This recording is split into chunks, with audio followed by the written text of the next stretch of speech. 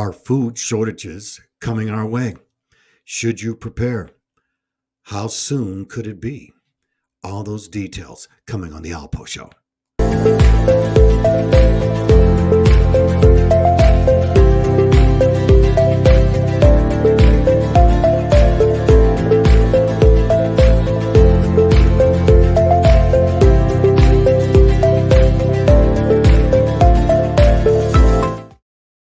Yes, and that is the question. Welcome to the Alpo Show, where we do not have our heads in the sand. We have our head straight up and our eyes open and looking straight ahead. Welcome to my show. Welcome to those who will be coming in here now and coming in a little bit later. And I sure appreciate you. Please, if you get a chance, subscribe to my channel and press that bell. Also, I am on TikTok. I'm posting often on that, or giving a lot of funny comments, as well as talking about all the things of today. And today is very important in that we are talking about food shortages. Are they actually coming our way? And should you prepare? And how soon can it be? So in a straight yes or no answer, I'm going to say yes. We may not see them now. We won't see them maybe this year, maybe if we're lucky, by the end of the year. But according to what I'm finding out, and I'm here to share with you in case you don't know anything about farming, which I certainly would not say I'm an expert on, but I want to talk to some of the people who are involved with farmers. I'm going to have two clips here of one. First one is from Sandy Steinbrook, and she has a Getting Prepared channel, and she also gets to have conversations with a lot of the farmers out there and what they're saying. So, and then I'm going to, plus please follow her, Sandy Steinbrook. The next one's going to be from the guy by the name of Ice Age Farmer. And this guy is one of the ones who is really reporting on the scene. So let's talk about what the farmers are saying right now as we bring in Sandy here.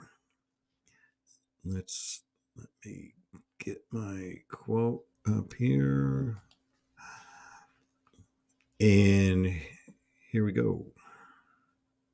Grocery store. Okay, so this was from a farmer, and this was off of my video that farmers are sounding the alarm that we need to listen because food prices are going to increase. I will put that somewhere up here, the video too, link it for you. So this is what this farmer said. As a farmer, I can say she is 100% right. Problem is, people do not understand where their food comes from and are using their grocery store as a gauge for food security. Because when we go to the grocery store, it looks like we have plenty of food because the shelves are full. False security. They will pay dearly for this ignorance, and I am not talking about money. What us farmers grow this year is for next year's consumption. What you are seeing in the stores is from last year's harvest. Across North America, there were crop losses, low yields, and hay losses. This resulted in a downsizing last fall of livestock as farmers were unable to get feed for our livestock for winter. This drove hay and feed prices up. Many small farmers downsized to bare minimum, holding enough breeders for spring. This is why you still see meat on your grocery store. The market was glutted. Last winter, prices soared up again, and another downsizing happened across the board. Many small farmers were wiped out or only have enough livestock to feed their family. I have quite a few farmers that have commented and said, I'm holding enough for my family, but I can't do this anymore. Last summer, they can't afford it. Last summer, a bulk feed bag was, listen to this, $185 for a bulk feed bag last summer, and is now $430. Again, the meat market is glutted. It now costs more to feed an animal out than when you sell them for. Reread that. I'll read it again. It now costs more to feed an animal out then what you can sell them for. To turn this around would mean having to hold back babies born this year and next to get our livestock back up. Many countries have banned food exports for the same reasons. So there is no way to replenish these losses. When you drive down the road, look and see how many fields are not planted. Those low yields and crop losses last year affect seed availability for this year's spring planting. Only June, and we are already seeing total crop losses in some areas. This will amplify the disaster. Even though those farmers that were able to get crops in, will they be able to afford the fuel it takes to take it off and move it to market? This is what's going on. This is what's going on. A bag of feed from 180 to 430. You know, that's over 100%. More than that. It's close to 120%. They can't afford to bring the animals, to bring the plants. So this is all going on for next year. And so how do we deal with this? I'm going to set up this next clip here. And I want you to... Okay. All right.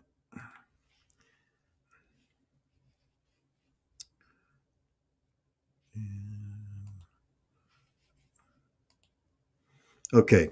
So this next clip is going to be about the farmers and what they're doing, and the actual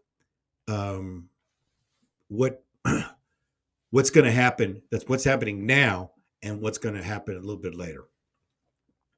So let me bring this in, because this is going to blow your mind.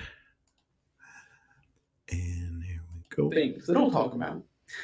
That if we pretend we were some alien species in a faraway space watching humanity, we would be scratching our heads and asking ourselves right now, and rightly so, understandably so, what the hell is going on down there right now?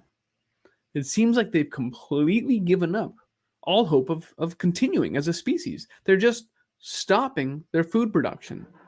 They're not planting their crops in many cases, or they're changing to different things at the last second. They're not fertilizing the crops they do have. The greenhouses that they spent tons of money and years building are empty now because of some economics reason they give for it. I mean, we can give reasons for these things, but they give reasons for killing off their pigs because of Japanese encephalitis, killing off their fish because of bacterial outbreaks at the fisheries. California is not even bothering to stock the lakes and rivers this year. They're just giving up. Texas is killing off their deer. Other places too, killing off their deer because of chronic wasting disease.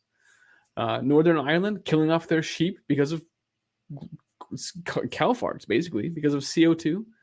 What is wrong with humanity?